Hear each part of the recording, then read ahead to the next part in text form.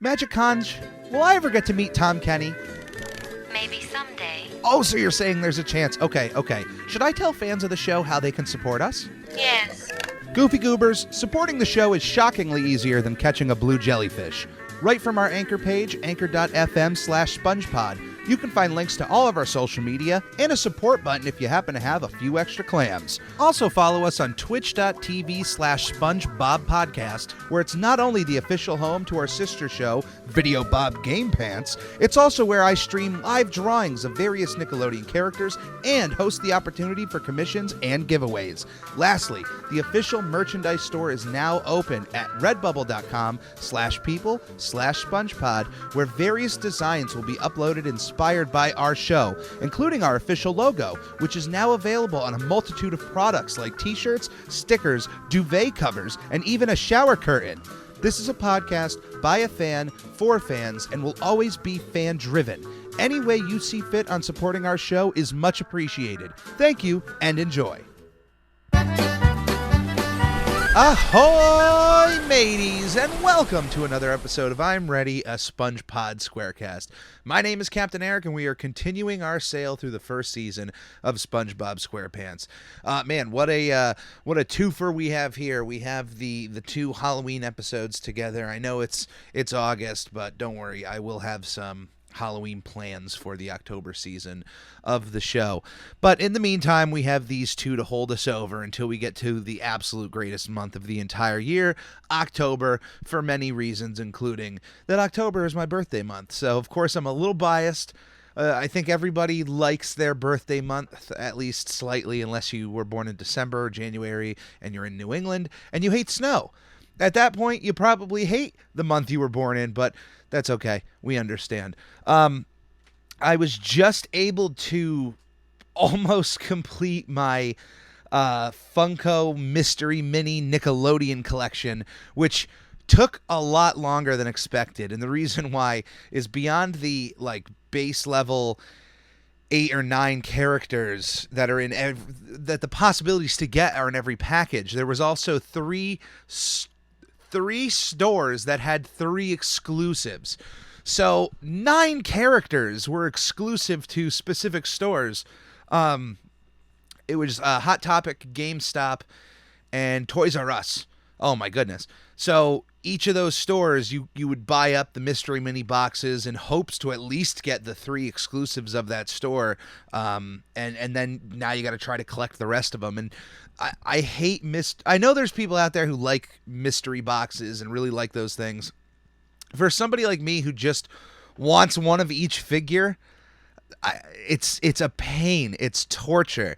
The only times I bought them from stores, the Nickelodeon ones, is when they were on clearance, so I can get a bunch for a decent deal.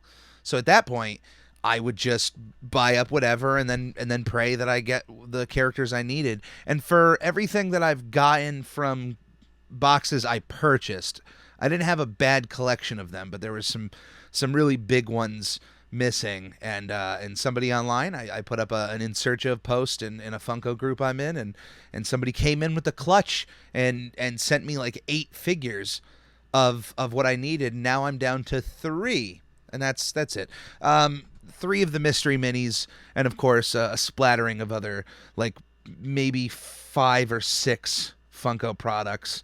And my collection is once again complete, although it's never been complete because at least 2 of those items are close to, out of all the items I need, only one is an exorbitant amount of money, and it's about $1,000.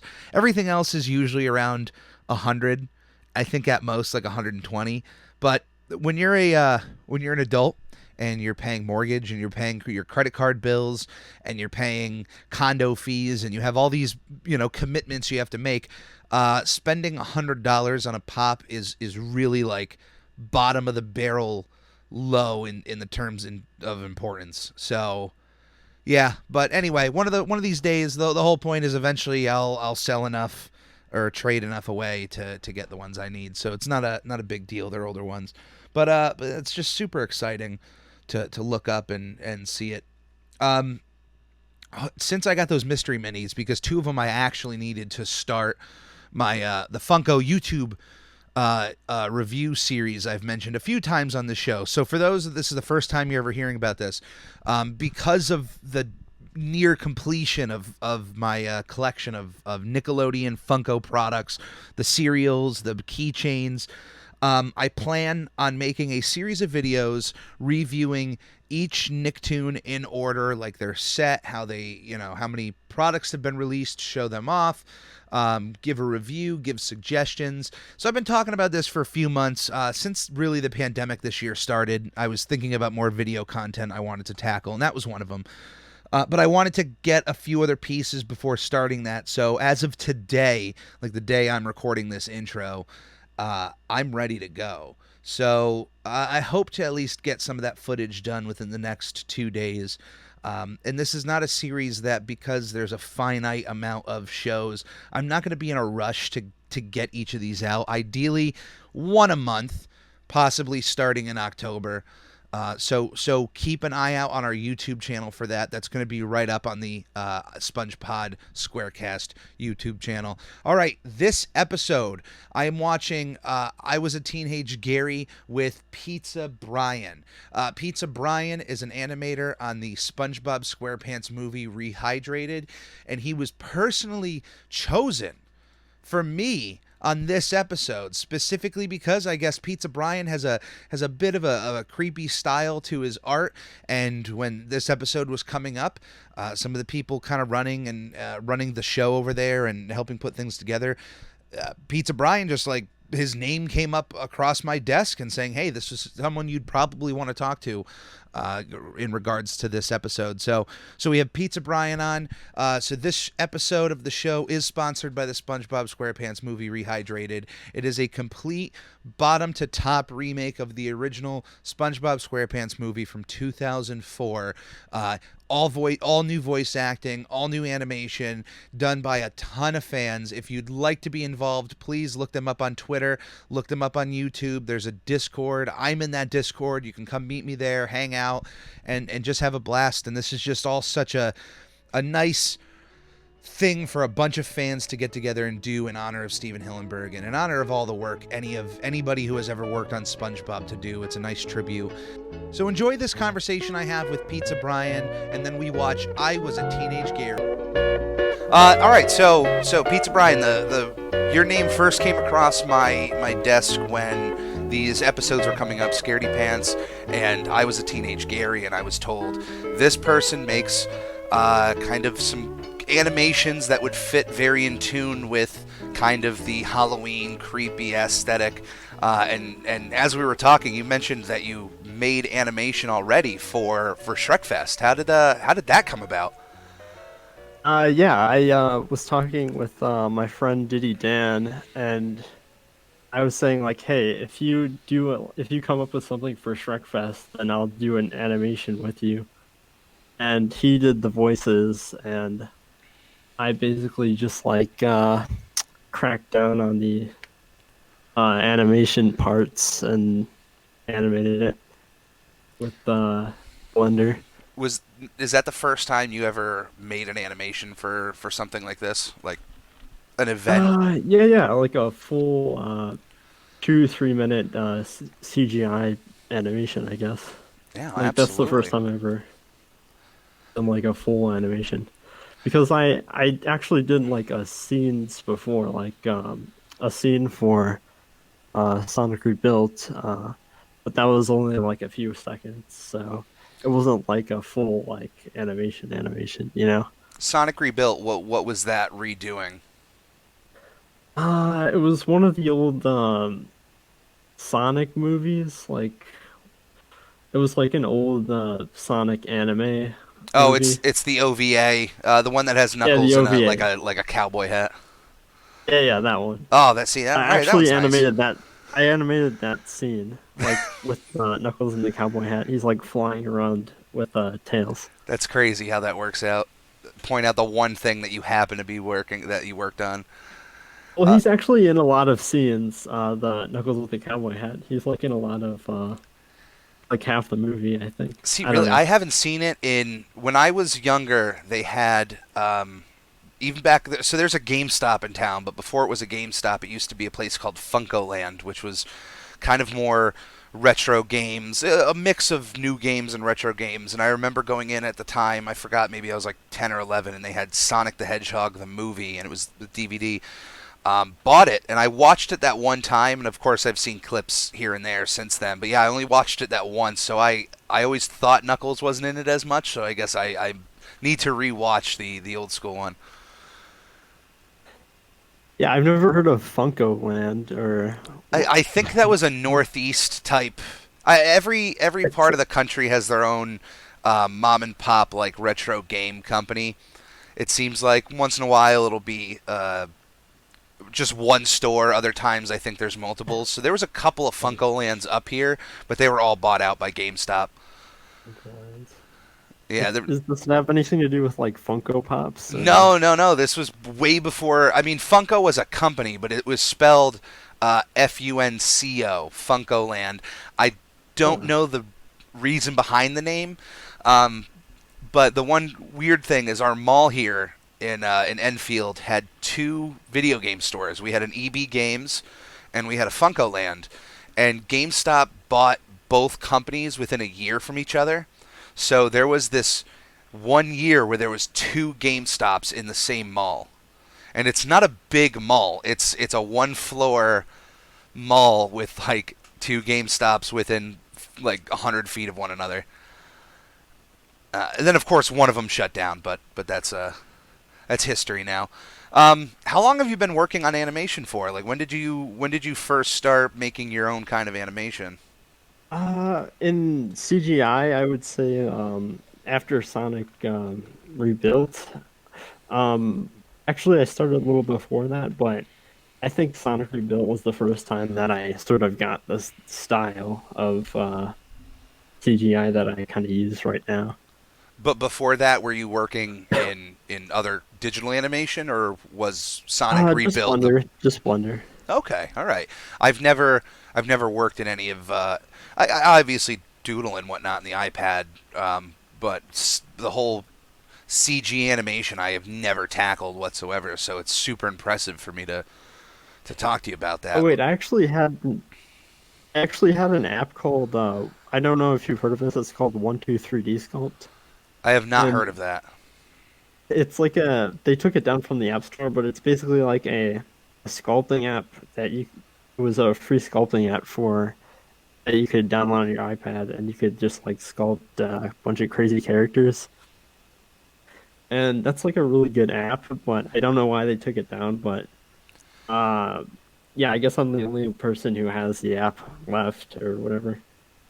Well, Because that's now they just that's have, good because you're still working in that, right? Like, I don't know. I mean, I usually just sculpt in Blender now, but I think it is kind of a nice novelty thing to have, the app, even though I'm the only one left that has it. But maybe in the distant future when they're looking for old apps, I could like sell the iPad for like a good auction price or something. I don't know. there you go. Like, I still have a PS4 with a PT downloaded onto it, and I remember when they took that off of the PlayStation Store, uh, the prices for PlayStations that weren't factory reset that still had PT downloaded were going through the roof. So What's PT? uh, so years ago, Hideo Kojima, the creator of Metal Gear Solid, he was working at Konami, and they just kind of during their E3 conference mentioned that you can download this game called PT for free.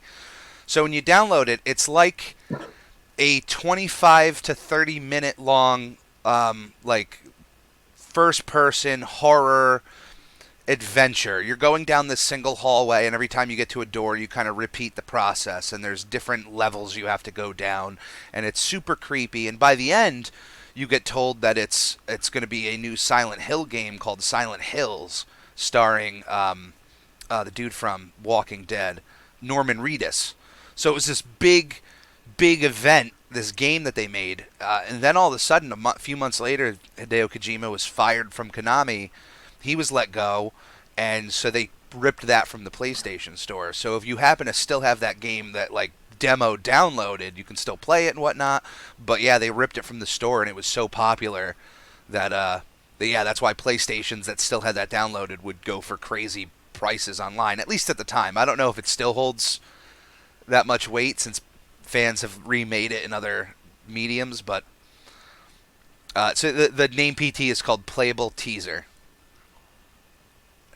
Oh, that's kind of interesting. Yeah, it's super interesting, super creepy. Every near Halloween I'll play it and whatnot. When did you now? We're all talking about SpongeBob here. When did you first get involved with SpongeBob? Like, what was your earliest memory of SpongeBob? Earliest memory, huh? Yeah. I think it was my favorite show growing up. So yeah, everyone at my school watched it. Everyone I know has seen SpongeBob, obviously. It is such like a big show, Well, of course. and So yeah, yeah, it and it that was my favorite show. and it still is to this day. The two shows that, as a kid, I think that I really liked the most were SpongeBob and Jimmy Neutron.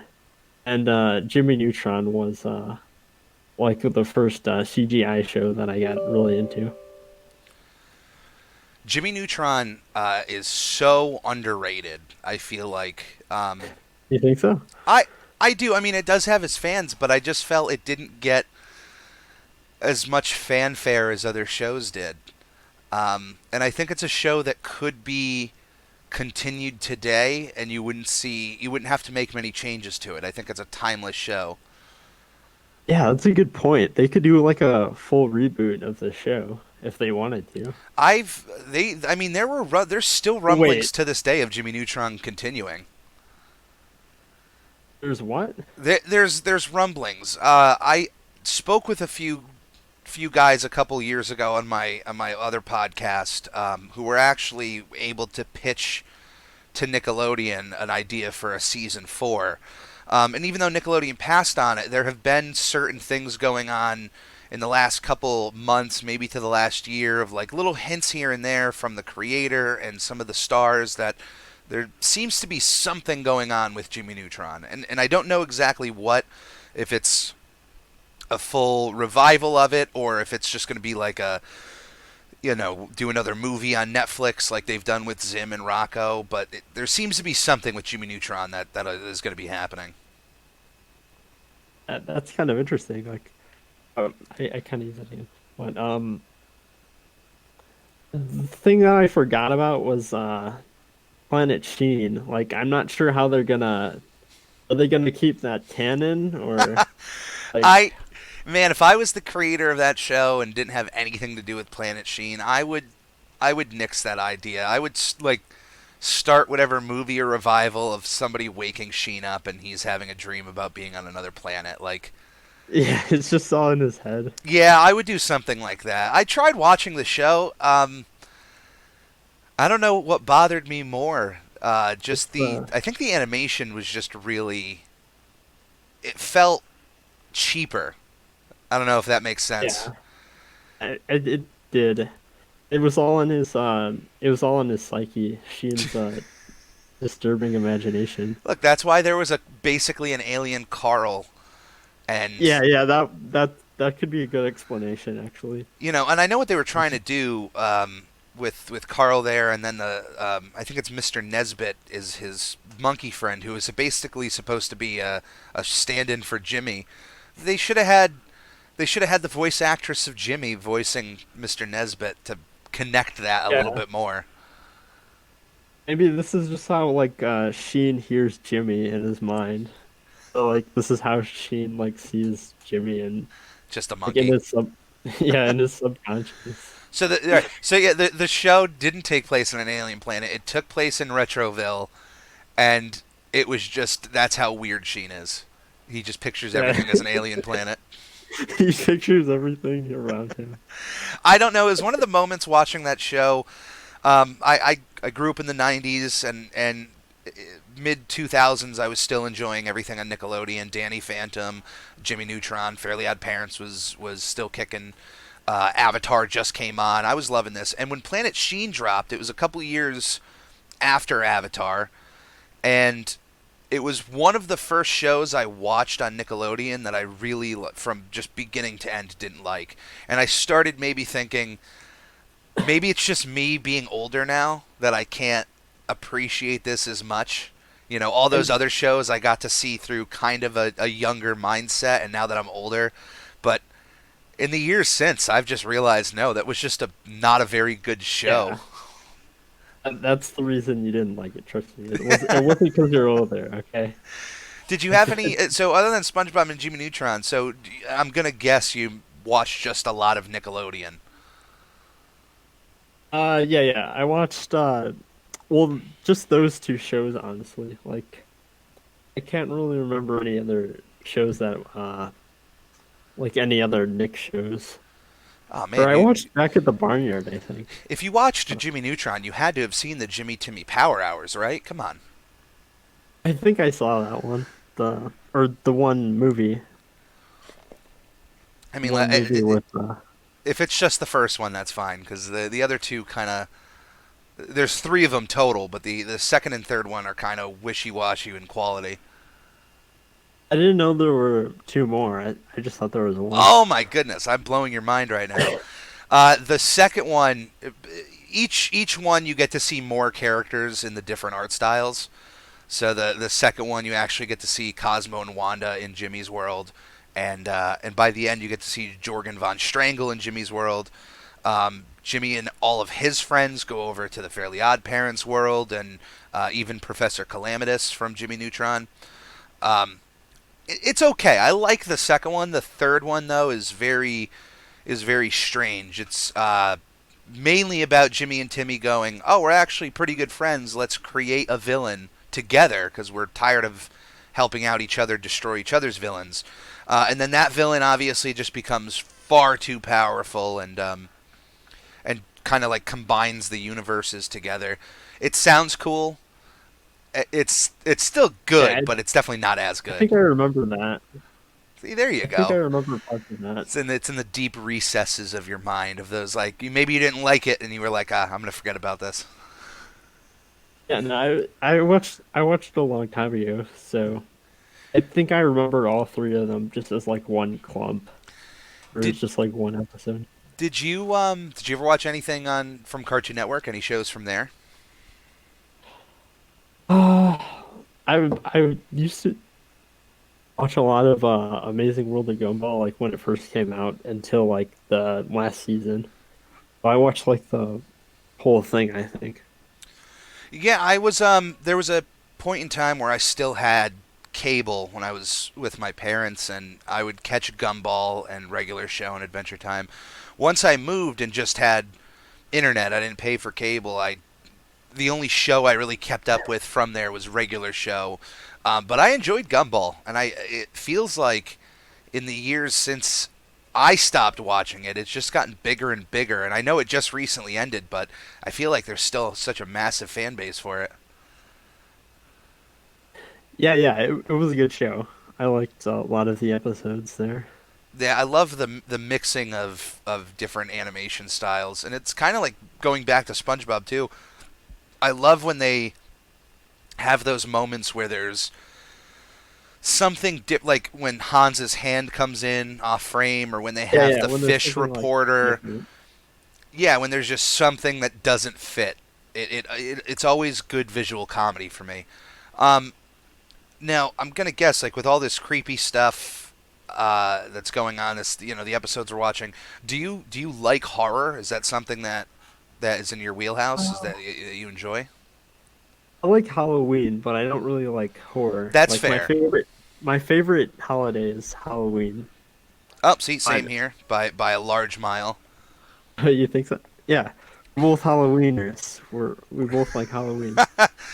I just the idea of I just loved the creativity of it. The creativity of dressing Yeah. up, the when you're out and about and you're seeing other people's costumes, seeing ones that are bought and created, seeing people decorate their homes. haunted houses that are built out of people's garages and things like that. It just feels like so much effort goes in, and you can be limitless with your creativity. Whereas something like Christmas, it's very structured. You know, there's the lights, there's Santa, there's reindeer, there's a snowman, and there's not much more you can do beyond that. Yeah, yeah. I think I get what you're saying. Yeah, Like, I think it's just something I feel deep down, us creative people just can appreciate something like Halloween a little bit more than most other holidays. I think I like it more for the nostalgia, like going out trick or treating and stuff. You know. What was your favorite Halloween costume you ever wore? The Mario, Super Mario There you costume. I go. think Did you have that was anybody my dress favorite up as one. Luigi with you?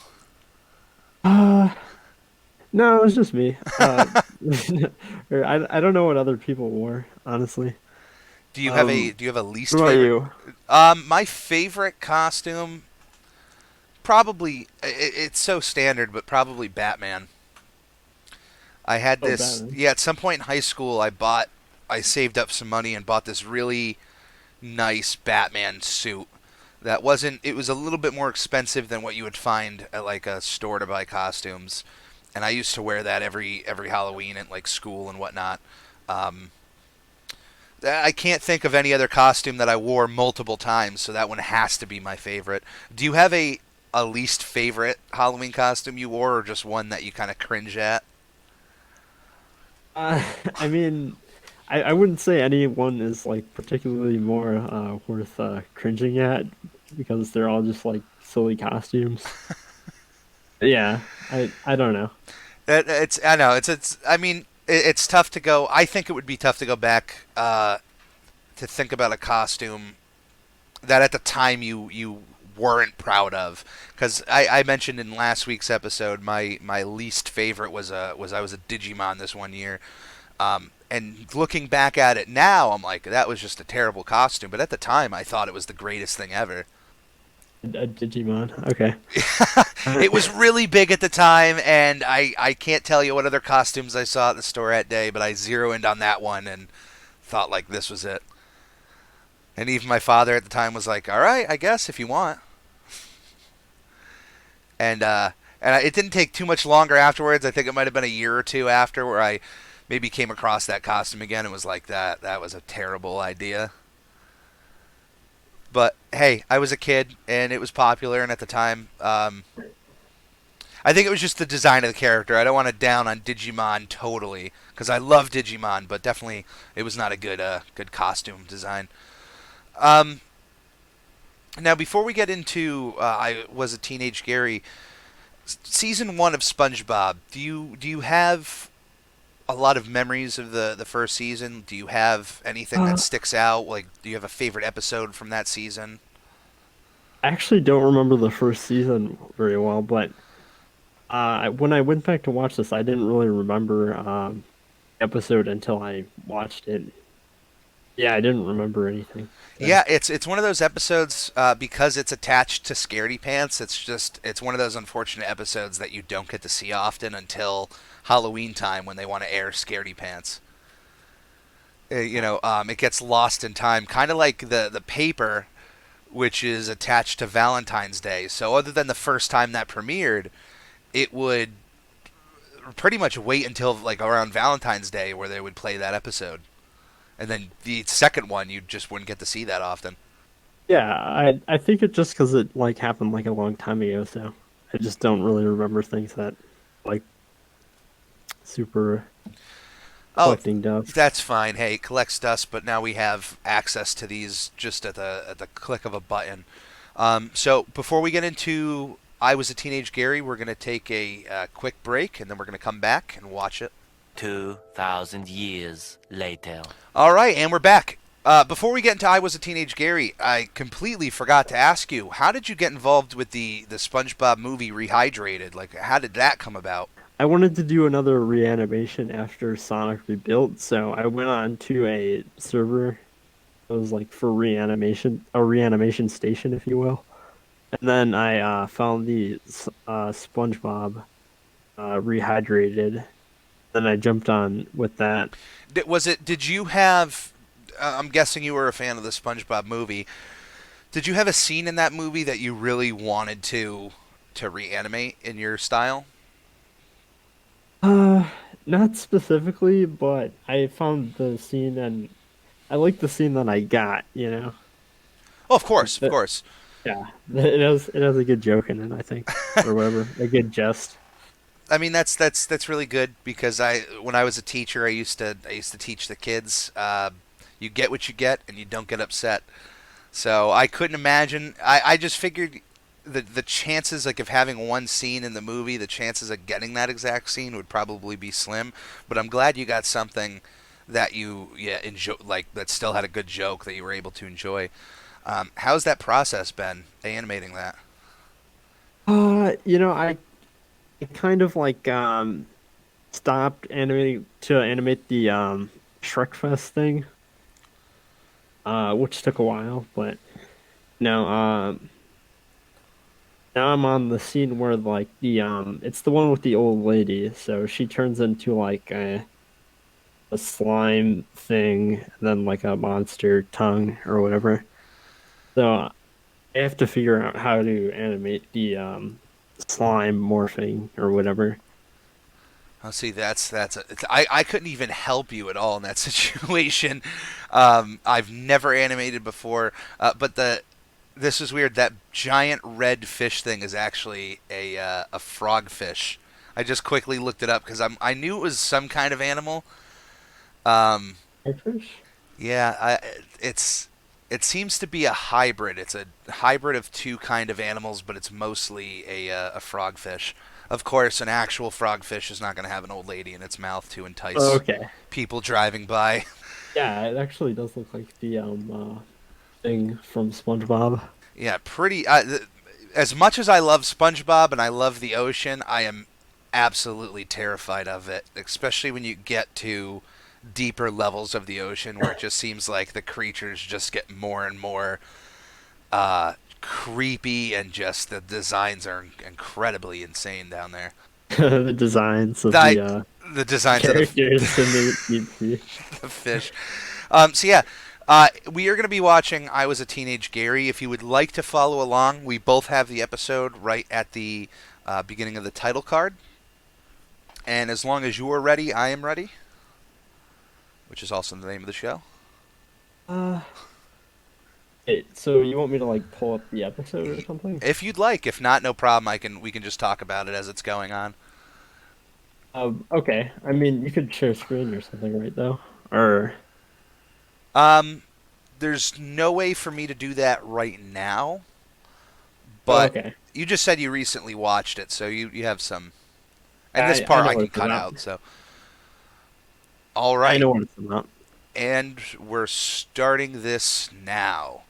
All right, so I Was a Teenage Gary.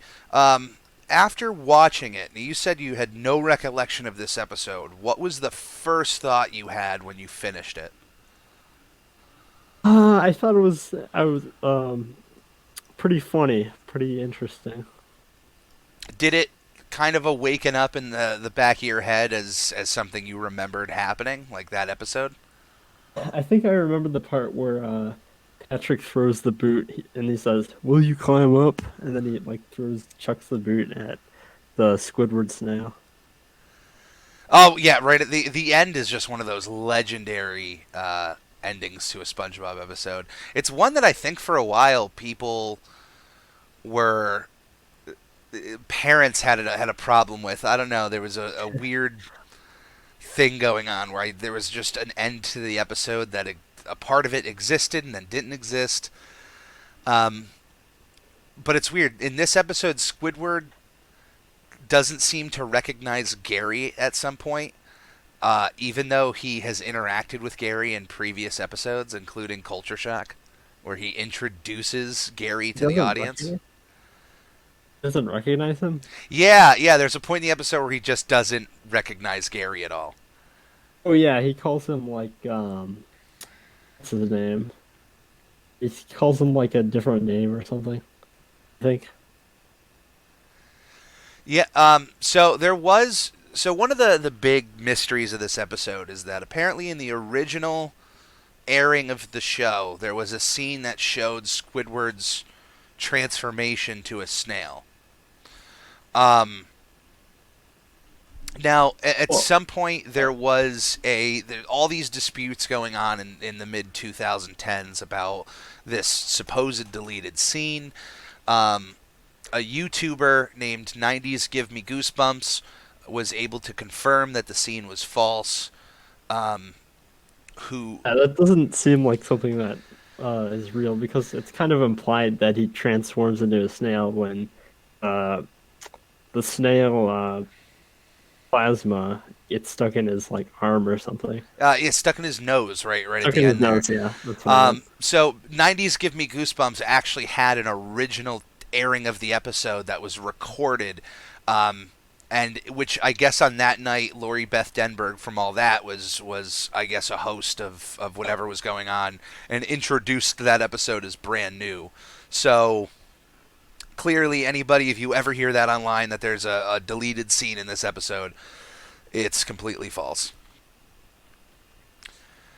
Which has been an issue. I love that Patrick in this part, and when he busts through SpongeBob's house, he creates a star shape of him, and then Then also he busts through the bus. then busts through the bus with his shape too. It's that kind of humor I really like. That kind of joke I don't think they would use in a current season. They just in these early seasons they just used a lot of visual gags, slow humor like that. Nothing that really has to be highbrow, and that's the kind of humor I miss. I mean I haven't really watched any of the recent episodes. Yeah, I don't I stopped a while ago as well.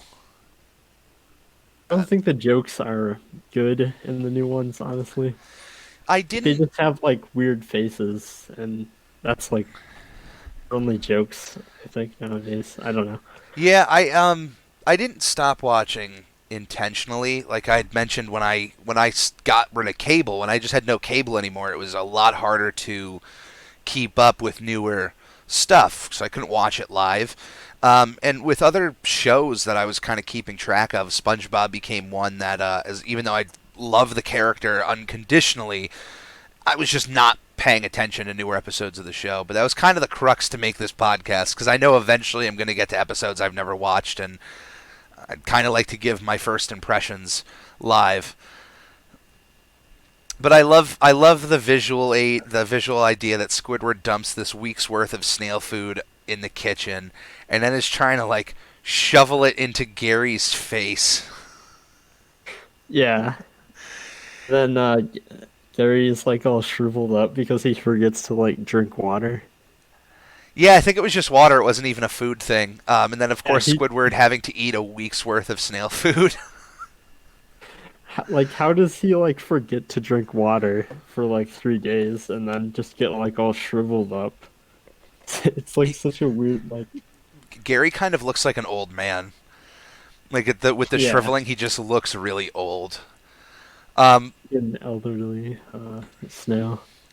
This is an episode I really love because it's something where Squidward himself. I kind of like these episodes where Squidward kind of he does something wrong, and he realizes he's done something wrong and tries to make amends with it. Like he's not that bad of a guy. I think if he was a bad guy, he would have not even cared that Gary was almost looking deceased. Yeah, like a rumply old raisin with shriveled skin and coughing. Um, so now, Um, so now we have Squidward, SpongeBob not wanting to hit Gary with the plasma and asking Squidward to do it. Which once again, nice guy Squidward helping out SpongeBob, helping out Gary. the doctor didn't help at all. He was just like, "Oh, here's this plasma." Gary didn't even need the plasma. Gary just needed water. The doctor gives them like plasma that turns people into snails. Yeah, And this then super he's weird. like, "Oh, Oh no, I'm not gonna do it. I'm squeamish. He's a doctor. Yeah. That's actually, I had a doctor once. I needed to get blood drawn, and I had a doctor once who didn't want to do that. Like, he was openly saying, like, yeah, I don't do anything with needles. I'm having the nurse come in and do that. And I thought it was so bizarre Yeah, that to is really bizarre. to have a doctor, which I imagine he would have had to have used a needle a few times in his life to get to where he is, but just to hear that as a patient was not. I was not a needle fan anyway, so to already hear that a doctor didn't want to do it, I got worried. Yeah, that's kind of weird. He's like the doctor in the show, I guess. Just like, nope, I'm not doing anything. I get Ye- squeamish. Oh no. I stopped going to that guy. And then here's SpongeBob tasting the snail food and eating it. Um, I guess it's the only time I can ever really ask this question to make sense. Have you ever tried an animal's food at all, like a treat or anything, even by accident? No, Right. I don't think so. I it's never happened to me, but I've had friends and family who have accidentally either my grandfather, when he was living with my mother, um, he was very immobile. He just liked sitting in his chair. He liked watching the Red Sox. That was about it. He didn't really get his own food. He had either a visiting nurse or my mother or myself help him get him food. Well, I guess there was this one day where he was kind of hungry, so he went to the kitchen and grabbed a can out of the kitchen, out of the fridge, and it was the dog's food.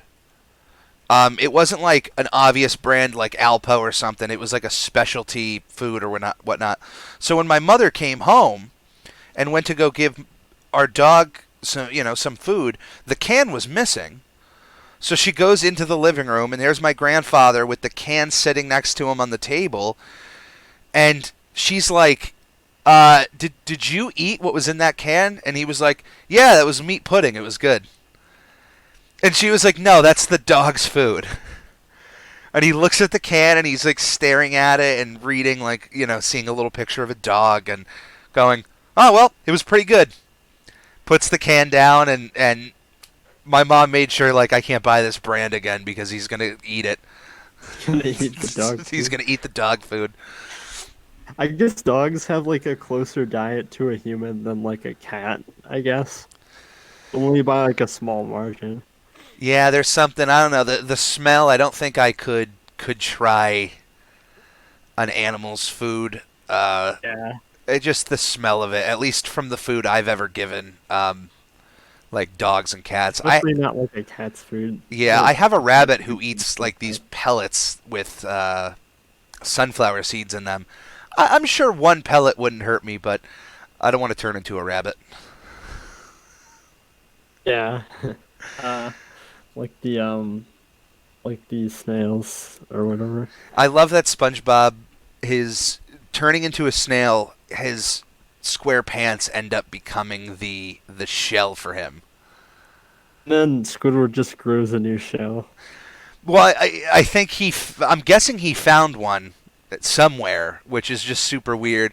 So here we see Squidward coming up with the needle, I guess, or the plasma in his nose, and here we are having them sing outside, all snails. It's super creepy. I mean, it's just one of those. It's funny, but it is kind of creepy that because of you get stuck with plasma, you're turning into a snail, and who knows for how long. If it's for one night, if it's for a couple days. Yeah. There's also there's kind of a few weird parts at the beginning of the episode, I think too, where Squidward he just finally a moment's peace away from these guys, and he takes he spends his entire 3 day. The implied joke when it says 3 days later is that he spends his entire 3 day weekend like sitting out in the sun and Just like frying. he's frying. His skin like goes from blue to like completely brown, and and the implied joke is that he doesn't do anything else except sit in the sun for 3 days. No, that's literally. I think Squidward gets a pass on being lazy simply because Patrick exists. But if Patrick was not a part of this episode, Squidward would definitely have the trophy for laziest creature in Bikini Bottom. Because he does like he wrote that one orchestra in that one episode or whatever. No, And, that is true. So yeah, you'd think he would like go inside and like focus on his like his artworks and stuff. Well, But it's so funny because when I get time off from work or like extra time off or I take a vacation, I have like all these ideas planned. Like I'm going to get this video for the podcast done and I'm going to do these 3 things and I'm going to do this painting and I'm going to get all this art. And I do what Squidward does. I have 3 days off and I end up just sleeping almost the entire time or just being a complete lazy fool. It's like sitting and frying in the sun. I hate the heat. I would not be out there, but certainly I completely understand Squidward's stance out there. Man, so that was I Was a Teenage Gary, one of the most outlandish episodes, honestly, in the first season. Definitely a good mix with Scaredy Pants. There is a great Halloween episode to show people. One of the honestly one of the shining examples of the first season and how just kind of goofy it can be in a very early part of the series. Pizza Brian, thank you for being on this episode of the show. Congratulations on all of your hard work, and I can't wait to see what you have to show for the SpongeBob movie Rehydrated, and I'll definitely have to check out your Shrekfest animation. Oh well, thanks for having me, man. No, is that Shrekfest animation? Is that public for YouTube as well? Like anyone can watch that? It will be public after the Shrekfest 2020 online, which is September 29th, or no, September 19th. September 19th on the 3GI Twitch, I think. Perfect. Where you can watch it air live. Perfect. So anybody listening, please go and check out Pizza Brian's animation for Shrekfest, and then definitely keep your eyes peeled for his animation in the SpongeBob movie Rehydrated. So thank you again for being on the show, Pizza Brian. Awesome. Have a good one, man.